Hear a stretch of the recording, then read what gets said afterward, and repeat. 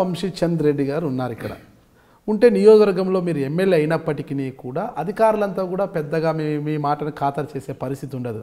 అంటే ఎవరైతే టీఆర్ఎస్ అభ్యర్థి మీ చేతిలో ఓడిపోయినప్పటికీ కూడా అతని మాటను ఎక్కువ ఖాతరు చేస్తారు. ఎందుకంటే ఈ విషయాన్ని ప్రభుత్వానికి దృష్టికి తీసుకెళ్తారు, ప్రభుత్వం దృష్టికి తీసుకెళ్తే అసెంబ్లీలో ఇచ్చేస్తారు. ప్రోటోకాల్ పరిస్థితి కూడా అంతంత మాత్రమే ఉంటుంది. ఒక లగ్జరీ అంటే ఒక రాజకీయ నాయకునికి ఒక 5 ఏళ్ల రాజకీయ జీవిత కాలం అనేది తన జీవితంలో ఎంతో ముఖ్యమైన కాలం. ఆ 5 ఏళ్ల కాలంలో తనకి ఏ పదవి లేకపోయినా తను ఒకవేళ విరామం తీసుకోదలిచినా తను ఉండలేడు అనమాట.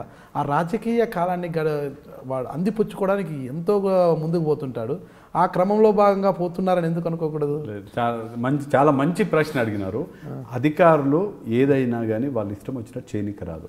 చట్టాలు ఉంటాయి, చట్టాలకు తగ్గట్టుగానే అధికారులు పనులు చేయాలి. రూల్స్ ఉంటాయి, గైడ్ లైన్స్ ఉంటాయి, రెగ్యులేషన్స్ ఉంటాయి, దాని ప్రకారమే చేయాలి. నేను శాసనసభ్యుడిని, నా నియోజకవర్గంలో నేను ఎప్పుడు కూడా మా అధికారులను కూడా ఏది కరెక్ట్ అయితే అది చేయండి, జస్టిస్ చేయాలనే మాట చెప్తాను. కాబట్టి నాకు ఎక్కడ కూడా ఇబ్బంది ఏముండదు. నేను కాంగ్రెస్ పార్టీలో ఉన్న ఎవరు కరెక్టో వాళ్ళ వైపు ఉండి పోరాటం చేస్తాను. మా అధికారులు కూడా ఏది కరెక్టో అదే చేయమని చెప్తాను. ఇతను నా మనిషి కాబట్టి ఇతను తప్పు చేసినా కానీ మీరు అతను ఎన్కేసుకరండి అని ఎప్పుడు కూడా చెప్పాను. సో మనలో నిజాయితీ ఉంటే, మనలో దమ్ము ఉంటే అధికార పక్షమా ప్రతిపక్షమా అనేది కాదు, మనలో ఎంత సత్తా ఉందనే దాన్ని బట్టి మనకు జరిగే పనులు అవుతాయి. నాకు ఎక్కడ కూడా ఇబ్బంది కాదు. నాకు కావాల్సినటువంటి పనులన్నీ చేయించుకుంటాను.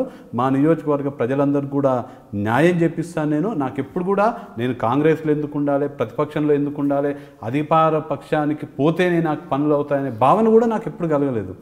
నాకు సత్తా ఉంది, నాకు దమ్ము ఉంది, నాకు విషయ పరిజ్ఞానం ఉంది. నేను ఏం పని కావాలంటే ఆ పని నేను ప్రతిపక్షంలో ఉన్నైనా కానీ నేను చేయించుకోగలుగుతాను. తొలిసారిగా ఎమ్మెల్యే అయిన మీరు అంటే కల్వకుర్తి నియోజక ప్రజల రుణం తీర్చుకోవడానికి కేఎల్ఐతోనే సరిపెడతారా, ఏమైనా ఇంకా వేరే అభివృద్ధి కార్యక్రమాలు చేయాలనేది ఆకాంక్ష ఉందా? రాజకీయాలలో ప్రజలే ముఖ్యము. ప్రజలకు ఏం కావాలంటే అది చేసి పెట్టాలి. మా ప్రజలకు ఇప్పుడు కేఎల్ఐ ద్వారా సాగునీరు సాధించడం ముఖ్యం కాబట్టి నాకు అది ముఖ్యము. నా ప్రజలకు ఏది ముఖ్యమైతే నాకు అది ముఖ్యమవుతుంది.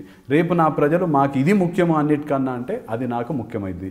నా ప్రాధాన్యతలన్నీ కూడా నా ప్రజల ప్రాధాన్యతలు బట్టి నా ప్రాధాన్యతలు మారుతుంటాయి. వారికి ఏం కావాలంటే నేను అది చేసి పెడతాను. కేఎల్ఐ కోసం ఇంతగా ఉద్యమిస్తున్న కాంగ్రెస్ పార్టీ నాయకులైతేనేమి, ఇతర అంశాల కోసం ఉద్యమిస్తున్న టీడీపీ నాయకులైతేనేమి ఒక అంశంలో ముందుకు రావడం లేదని ఒక అపవాదం. అంటే ఏదైతే తెలంగాణ రాష్ట్ర పరిధిలోని అంటే గద్వాల్ సమీపంలో అంటే కర్నూలుకి గద్వాలకి మధ్యలో ఒక కొండలు వస్తాయి. ఇక్కడ కొండ ప్రాంతాలు ఉన్నాయి. అంటే గిరిజనులు ఎక్కువ నివసిస్తుంటారు ఆ కొండ ప్రాంతంలో. అది తెలంగాణ రాష్ట్ర ప్రభుత్వ పరిధిలోకి వస్తున్న కొండలు గుట్టలు.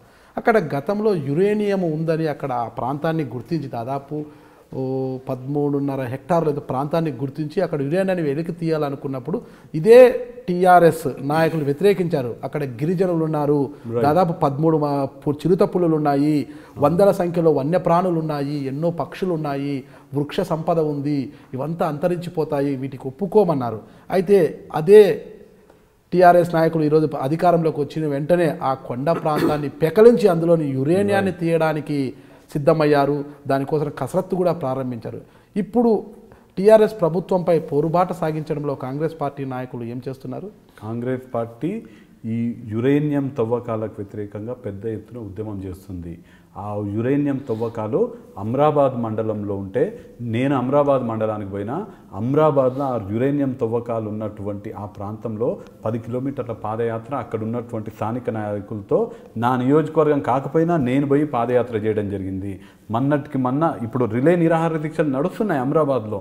మాజీ ఎమ్మెల్యే వంశీకృష్ణ గారు అక్కడ మొన్న రిలే నిరాహార దీక్షలు కూర్చున్నారు. రోజు ఎవరో ఒకరు కూర్చుంటున్నారు. తెలుగుదేశం పార్టీ తరఫున కూడా అక్కడ ఉద్యమం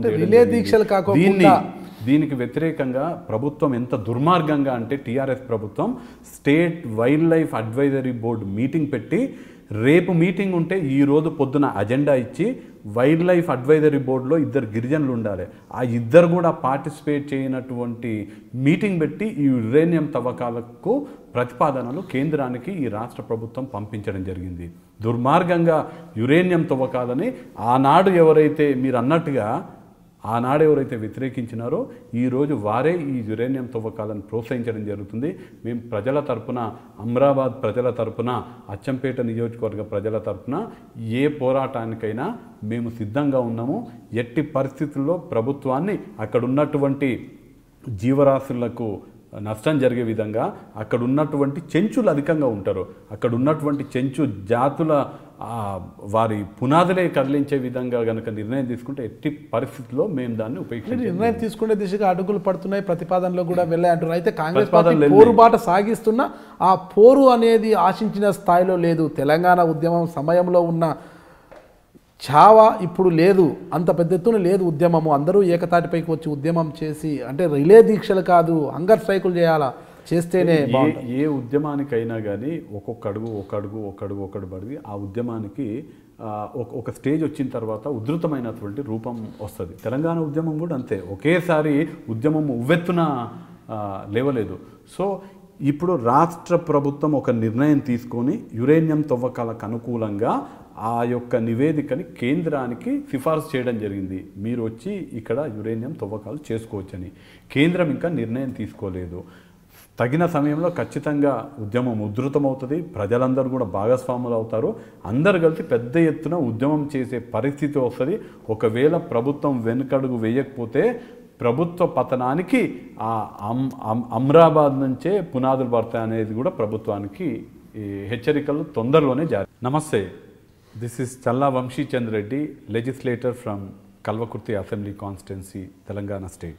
Please do watch my live interview with Mr. Nagaraju only on iDream News. Thank you.